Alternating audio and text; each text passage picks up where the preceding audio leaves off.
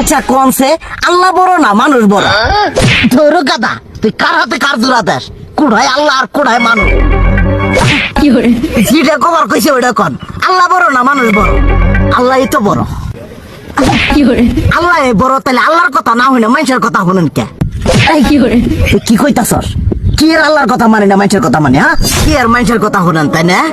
আমনে যে ওই দিনকে ডায়াবেটিসের রোগ নিয়ে যে হাসপাতালে গেলেন, ডাক্তার আপনার কত কিছু খাবার না করলো, সব কিছু না খাই এখন চলতেছেন।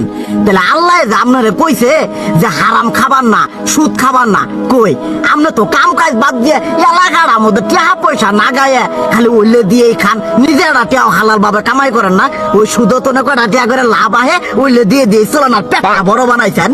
শুনেন একটা কথা কই, হারামের কোনোদিন আরাম নাই। হালাল পথে রুজি রোজগার করেন, প্রয়োজনে এড়া বেলা কম খায়েন, তাও শরীর পিণ্ডও ভালো থাকবো, কোনো রোগ বেদও হবো না, আরামও পাবেন, আল্লাহও খুশি থাকবো। তুই আমার এইভাবে বুঝাবি আগে কইলি না কে? আসলে এই বিষয়টা তো আমি কখনো মাথায় এইভাবে নিইনি যে আমাদের কখনো ডাক্তার নিষেধ করলে ঠিকই আমরা নিষেধ মানি, কিন্তু উপর আলাদা কত কিছু নিষেধ করে দিয়ে সেটা মানি না।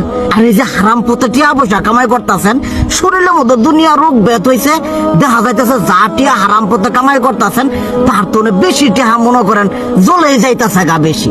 আজকে